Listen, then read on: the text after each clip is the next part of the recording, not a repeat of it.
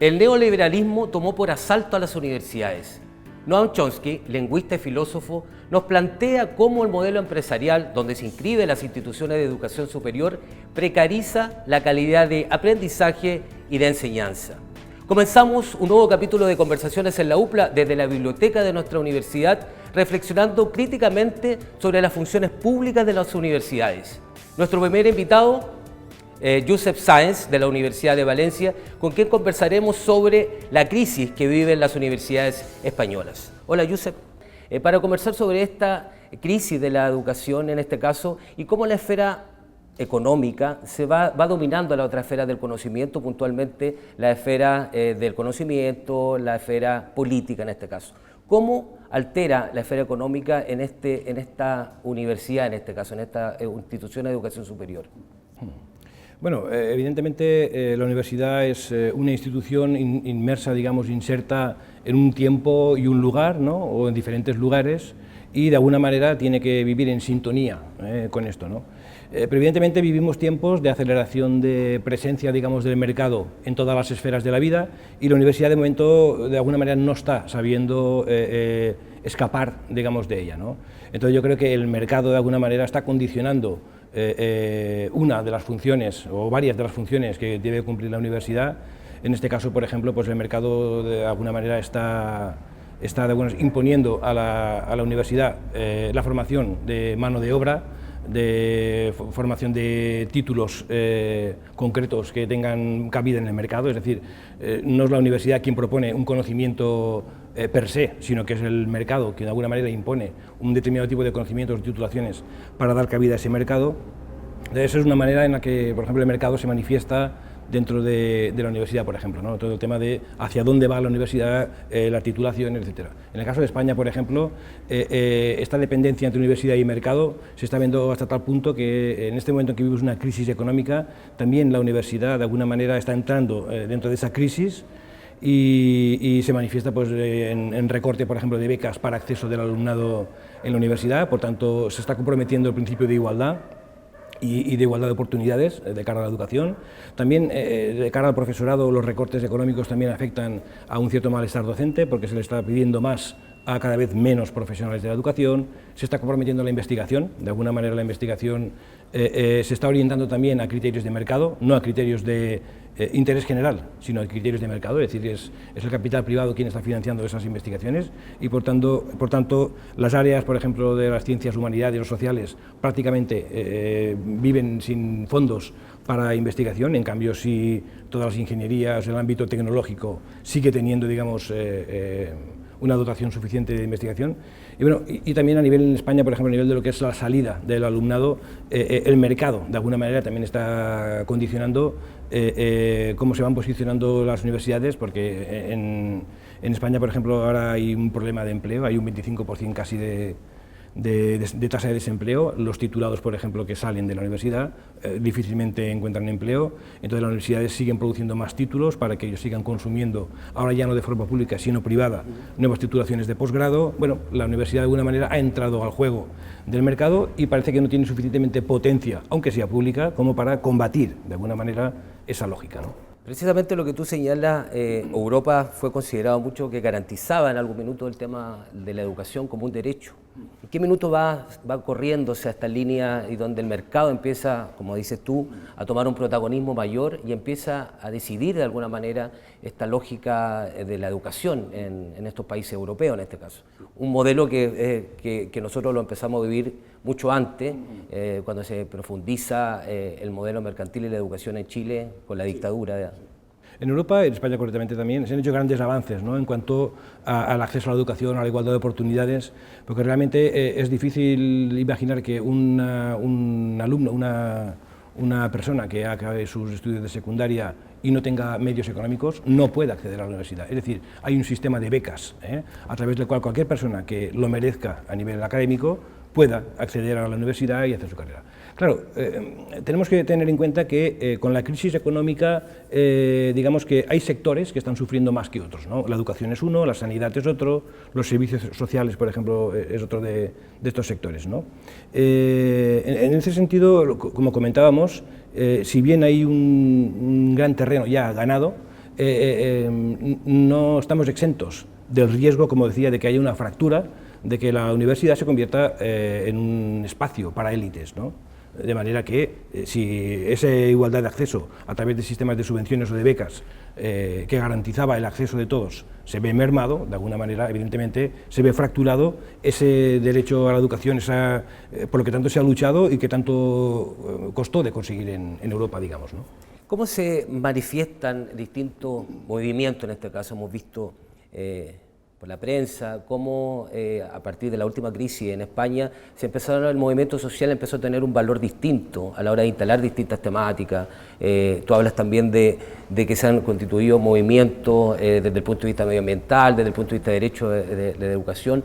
¿Cómo el movimiento social hoy día también articula y logra poner en valor esta crisis y nos permite replantear un modelo que practique precisamente la educación como un concepto de derecho y en función de un plan estratégico de país? España está viviendo un momento interesante en ese sentido, ¿no? Porque realmente ha habido un hartazgo de la ciudadanía respecto también por temas de corrupción, ¿no? Realmente la corrupción ha sido la gota que ha colmado el vaso de un hartazgo de la ciudadanía, de que cuando han venido mal dadas, digamos, ha venido la crisis económica en este caso. Bueno, no vino, la trajeron, pero bueno, de alguna manera cuando se instaló la crisis económica han tenido que pagar el pato, han tenido que de alguna manera sufrir los sectores más desfavorecidos, ¿no? Entonces ese hartazgo se ha convertido en movilización ciudadana, ha tenido diferentes manifestaciones esa movilización. En parte se estructura por temáticas, digamos, ¿no? Hay como diferentes mareas, hay una marea blanca que de alguna manera está reivindicando los no recortes en el ámbito de la medicina, por ejemplo, en la salud, en el acceso a la salud, y luego, por ejemplo, está la marea verde, que es la marea verde la que corresponde, digamos, a la educación, ¿no? Ahí podríamos diferenciar lo que sería la educación primaria y secundaria por una parte, y tal vez también la educación superior por otra, ¿no? En todo caso, son movimientos que poco a poco se van articulando, hasta el punto en que en algunos de los casos se van cristalizando en partidos políticos.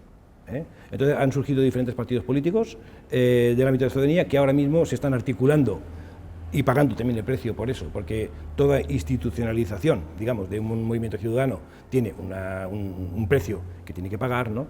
Por ejemplo, hay un partido que se llama Podemos, Podemos, claro, que tiene una representación ya importante en España, pero que, bueno, que ahora está recién iniciando unas primeras iniciativas de gobierno, pues en el Ayuntamiento de Barcelona, en Valencia apoyando gobiernos, en Madrid, por ejemplo. Y bueno, tendrán que ir ensayando, tendrán que aprender a gobernar y evidentemente cumplir todas aquellas promesas por las cuales surgieron estos partidos políticos, que pues era ante la crisis preservar aquellos espacios que realmente son públicos, ¿no? y que de alguna manera nos hacen más iguales, que es el derecho a la sanidad, el derecho a la educación, a unas prestaciones sociales dignas, pensiones, etcétera, ¿no? Te quiero llevar al plano del ejercicio, de lo cotidiano en la universidad. ¿Cómo se construye a esta resistencia también al interior de la universidad a partir de prácticas que permitan poner en valor precisamente lo que hemos estado conversando sobre la educación, mirando como un espacio de movilización social, como un espacio de transformación social, en el amplio sentido de la palabra? ¿Cómo se ejerce esta resistencia o estas acciones que pueden venir desde el interior de la universidad para ir precisamente haciéndole el paralelo a este proceso privatizador mercantil que hoy día vive la universidad europea y que nosotros, como señalábamos, por lo menos en Chile, las vivimos de hace muchos años atrás?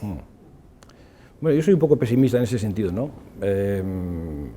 Lo soy porque la propia universidad tiene su propia estructura organizativa, su propia estructura laboral, de alguna manera no está de acorde, digamos, con una posibilidad de protesta, de resistencia, ¿no? Entonces, en ese sentido soy un poco pesimista, aunque hay elementos interesantes, ¿no?, que están ocurriendo, como las movilizaciones, por ejemplo, del alumnado, ¿no?, o las movilizaciones sindicales dentro de la universidad, sindicatos de profesorado y tal, ¿no?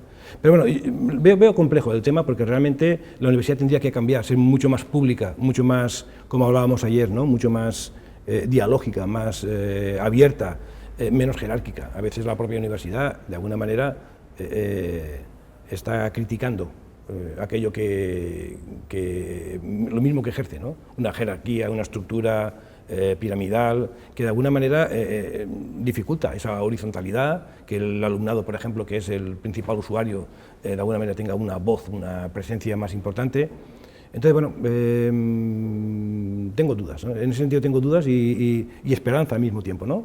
Pero costará porque la presencia del mercado es muy potente, es muy, y realmente el mercado poco a poco son los que van entrando con el capital dentro de la universidad, los que financian, los que de alguna manera están marcando qué salidas debe de tener la universidad. Es complejo, es complejo. Te queremos agradecer tu tiempo, tu presencia acá en nuestra universidad, debatiendo obviamente este tema que para nosotros es muy importante. Hay un proyecto en el Congreso hoy día sobre el tema del financiamiento de la universidad que tiene mucho que decir frente a esta temática y obviamente es una discusión que vamos a estar pendientes. Y nosotros nos vamos a quedar con unas imágenes que nos dan cuenta de esta crisis y de la crisis del sistema que estamos hablando puntualmente en las instituciones de educación superior.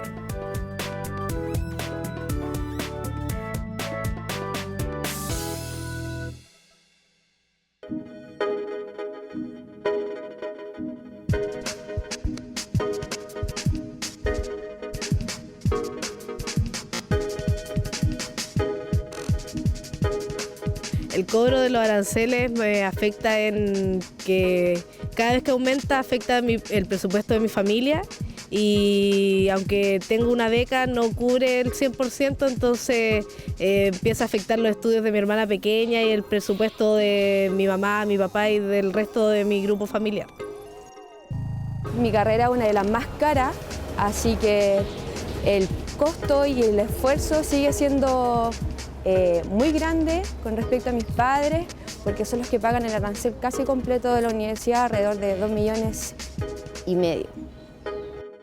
De partida el arancel en nuestra carrera es súper elevado, como kinesiología somos las carreras más caras y lamentablemente eso no se ve muchas veces reflejado en lo que nosotros podemos adquirir. Durante mucho tiempo hemos tenido problemas bastante serios, las movilizaciones de nosotros se han centrado básicamente en el financiamiento de nuestra carrera.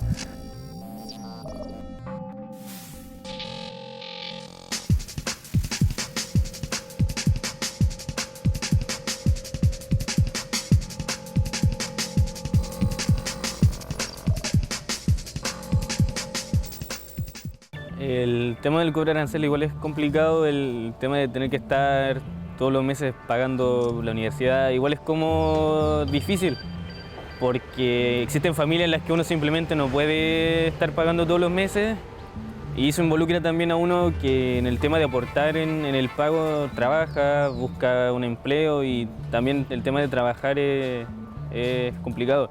Igual en una carrera como EFI, que todo el tema es físico, el desgaste igual también de los fines de semana tener que levantarse temprano y trabajar para poder cobrar, para poder pagar la universidad es complicado el tema. Principalmente me afecta en el hecho de que involucra a mi familia. Tengo que someterme a tener dinero para transportarme, para alimentarme y para tener materiales para trabajar y realizar las actividades que me imparte la carrera.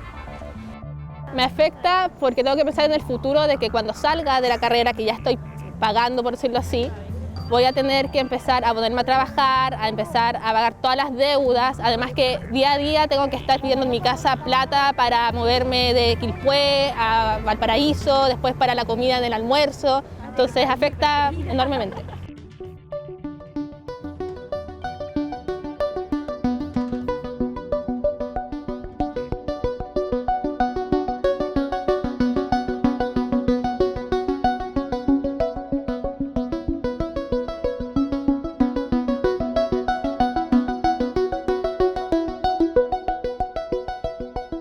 Me afecta porque voy a tener que endeudarme para pagar el arancel y después no sé cómo voy a tener que pagarlo. Súper malo porque se supone que la universidad debería ser gratuita, o sea, la educación en sí, y a todos obviamente nos afecta el bolsillo de una manera, no sé, súper fuerte. Estar pagando algo que nos corresponde en sí. A mí en lo personal me afecta el tema de las becas, yo soy becado Creo que es mucho el tiempo de espera para saber si realmente va a ser beneficiado o no. Creo que debería existir un nuevo sistema actual de becas. Soy de los que apuesta por la gratuidad universal. Creo que es un derecho, ya que muchos de los que hoy día regulan este sistema actual de becas estudiaron gratis. Creo que es una inconsecuencia garrafal el hecho de que ellos estén cuestionando hoy día el hecho de que hoy día nosotros podamos tener una universidad gratuita y de calidad.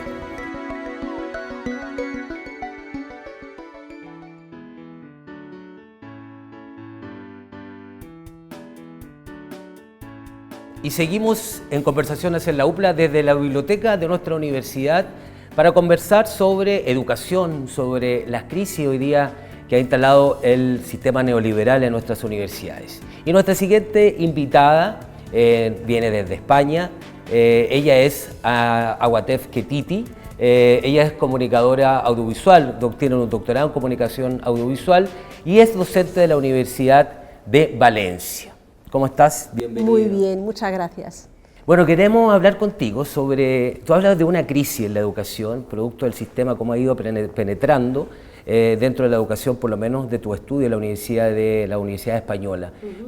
Cuando tú hablas de ese cataclismo que entra en la universidad, ¿a qué te refieres?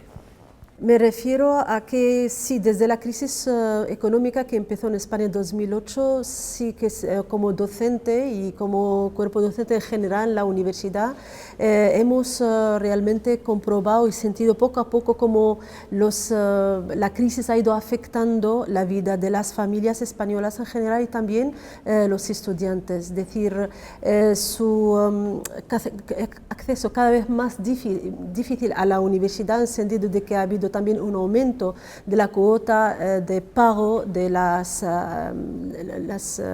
los contenidos que se paga en la universidad, pero aparte de eso también el acceso a la documentación, a la bibliografía también que se necesitan, el uso también de nuevas tecnologías que antes de la crisis los estudiantes tenían más acceso a los ordenadores, computadoras, etcétera, y ahora sobre todo en el departamento de comunicación audiovisual que los alumnos, por ejemplo, necesitan realmente esas herramientas para desarrollar sus trabajos, sus prácticas, ya no pueden acceder como antes.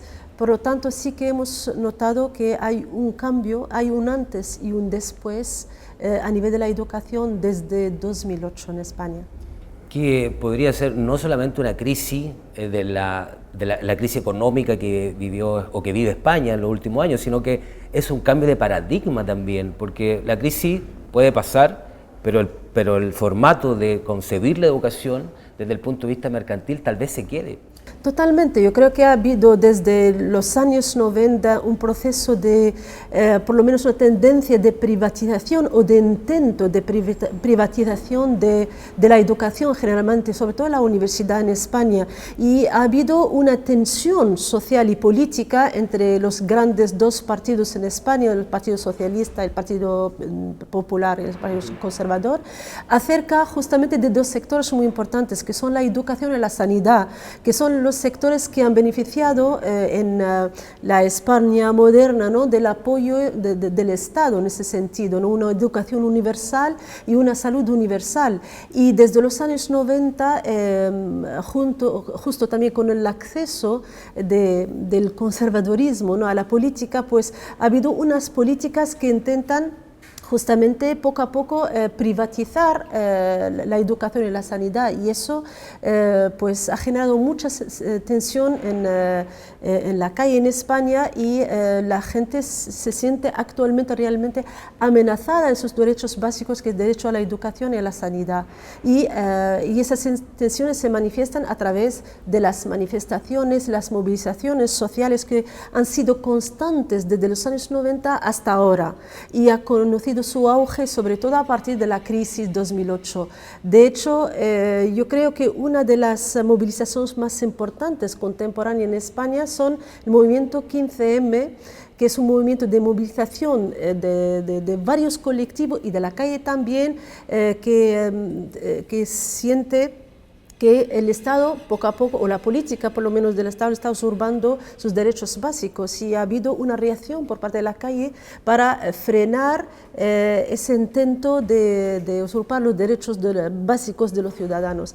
Yo creo que ha dado fruto, porque hemos visto por lo menos, ¿no?, que las últimas elecciones en España han permitido el acceso al poder por primera vez a un nuevo partido, que es el Partido Podemos, y es una tercera vía que rompe primero con el bipartismo político y también que reactiva un poco, incluso reconfigura el debate político, porque hay que tomar en consideración a partir de entonces, a partir de esa nueva configuración política, ya no solamente dos partidos, sino hay un partido que representa de cierto modo las aspiraciones de la calle y toda esa movilización y que propone una tercera vía. Y esa fuerza social que ha surgido me parece muy interesante y se la puede escribir en el marco de los movimientos sociales que empezó a conocer Europa, sobre todo con el movimiento en Grecia, también un poco en Portugal, es decir, los países que han sido profundamente tocados por la crisis, y a partir de ahí surgieron movimientos sociales que reivindican una reformulación de lo que es hacer política a nivel institucional, pero también a nivel de una nueva reflexión sobre cómo se plantea la economía neoliberal, sobre todo en Europa, que desde hace varias décadas ha hecho frente al modelo económico norteamericano, liberalismo total, no sin ningún límite o barreras, y que ese modelo norteamericano poco a poco ha ido invadiendo el modo de vida europeo, que ha sido a lo largo de varias décadas protegido por ciertos valores, más bien socialistas. Entonces ese modelo ha sido poco a poco ha sido amenazado a lo largo de esos últimos años con ese nuevo modelo, y yo creo que yo me quedo con una nota de esperanza. Yo creo que hay posibilidades con lo que está pasando en Grecia y también España, porque para mí lo veo como los dos modelos que pueden hacer un cambio real en Europa en general, no solamente en España y en Grecia, ¿no? Otep, te quiero volver a la universidad, porque tus estudios también están focalizados al tema de género. Sí. Y además de haber una crisis al interior y que afecta obviamente a los estudiantes, tú señalas que además esta crisis, este cataclismo, es más violento además con las mujeres dentro de la universidad. Cuando hablas de esto, ¿a qué te refieres? ¿Cómo se materializa esta crisis más evidente en las mujeres dentro de la universidad? Sí, primero, desde el concepto de la crisis, la violencia de género es un índice de crisis social estructural, un índice, una manifestación de una desigualdad social basada sobre el género. Es decir, que hay una categoría social que se acapara, digamos, de los derechos y tiene mayor derechos que la otra categoría social. Y eso en sí, esa estructura, es una violencia social porque carece de igualdad social. Y cuando hay desigualdad social, siempre las interacciones se manifiestan a través de violencia. La violencia de género es, en ese sentido, una crisis de la sociedad estructural y permanente. Esperemos que no sea así, es decir, que de hecho ahora hay movimientos sociales en España, en Europa, incluso en todo el mundo, que están luchando contra la violencia de género, que ha sido silenciada desde hace varias décadas y años, incluso siglos, y a partir de la segunda mitad del siglo XX es cuando empezamos a hablar de ese tema como un problema. Ya no es como un hecho natural de la sociedad, sino problematizarlo. Es un fenómeno que atraviesa todas las categorías sociales, entre ellas la universidad, porque la universidad es una microsociedad, evidentemente, y tiene, con todas sus diversidades, sus tendencias, pues representa un poco esa desigualdad que existe también en la sociedad. Pues sí, me he dado cuenta a través también de una asignatura que imparto ahí en mi curso sobre género y a través de los debates con los estudiantes que es un problema que existe en la universidad y ese problema me parece sumamente importante porque ya no estamos hablando de categorías sociales fragilizadas o excluidas o marginadas, estamos en un entorno educativo, académico, en el cual se supone que las relaciones sociales deben de ser más igualitarias y con menos tensión, por lo menos en ese sentido, ¿no?, de relaciones de género. Y nos damos cuenta que no, que ese problema sigue siendo vigente y se expresa de la misma manera que en cualquier otras categorías sociales. Y ahí es cuando el marco del proyecto del cual formo parte, y que justifica también mi estancia aquí en Chile, quiero ahondar más sobre ese tema. ¿Por qué existe la violencia de género y qué correlación existe entre la crisis económica en España y el aumento, el incremento de la violencia de género en la sociedad general y en la universidad en particular? Te quiero llevar a un tema que me imagino que te apasiona también, que es el tema de la comunicación audiovisual, para que podamos también interactuar por ahí. Durante el último tiempo, la crisis también afectó a los medios de comunicación, hubo cierre de canales de televisión, de espacio. ¿Cómo esta crisis también, en esta lógica que tú dices, la universidad corre por un carril, pero en un contexto mayor, ¿cómo está funcionando hoy día el tema de la imagen, el tema de la imagen audiovisual en España, y cómo la imagen hoy día puede poner en valor precisamente esta crisis, o si la pone en valor? Entendiendo por lo menos, como en comparación en Chile, que los medios de comunicación hoy día no ponen en valor los problemas, las desigualdades de manera concreta y real. ¿Cuál es la situación de España y si tú has podido ver algo en Chile para poder hacer a lo mejor una comparación frente a estos dos sistemas y estos dos modelos? Sí, la verdad que la imagen ha acompañado todas las protestas sociales que empezó con el 15M y las redes sociales han sido el circuito privilegiado para transmitir día a día, incluso minuto a minuto, lo que transcurría en la calle de movilizaciones sociales. Entonces, por lo tanto, a través de la imagen, del vídeo, de los móviles, se transmitía la información directamente y eso ha permitido hacer una movilización social a través de las redes sociales, a través de las imágenes que se transmitían. Aparte de que los medios oficiales tradicionales como la televisión, la radio, etcétera, han acompañado también todas las movilizaciones sociales en España. Eso por una parte, es decir, siempre la imagen y la información y sobre todo las nuevas tecnologías han sido un vehículo muy importante para potenciar o por lo menos transmitir a la audiencia los acontecimientos y informar a la gente.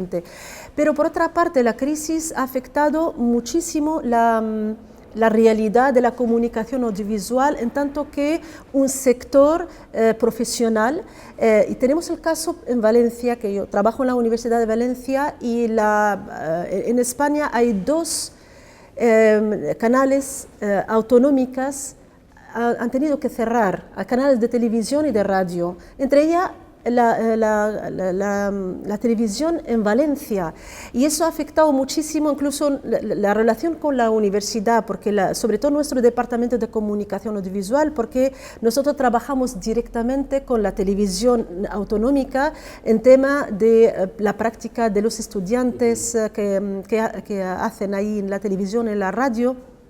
También hay muchos profesores que dan clase en nuestro departamento, al mismo tiempo trabajan como profesionales en esa institución de comunicación.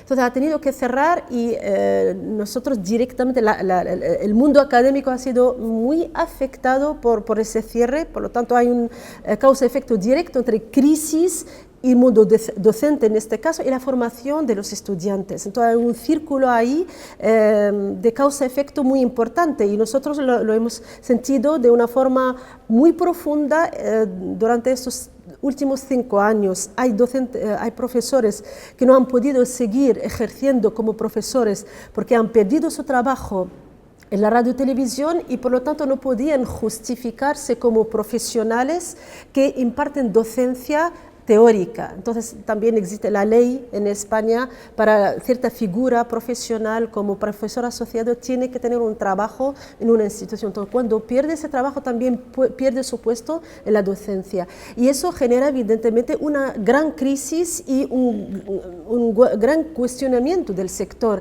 y ha habido un gran movimiento de movilización social conjunto entre los docentes de nuestra facultad que ha sido muy afectada por el cierre, por este recorte, y también con los profesionales que trabajan en la radio y televisión. Entonces, no te puedo contar la cantidad de movilizaciones, de reuniones, de seminarios, de mediatización que se han organizado desde la universidad para defender la televisión pública y pedir que se tiene que haber todo un proceso digamos, de justicia social, porque la decisión de cerrar ese servicio público es una decisión que perjudica profundamente un servicio que es muy importante, que es servicio de todo, que lo paga todo el mundo, y que por una mala gestión política han tenido que privar a la gente de ese servicio.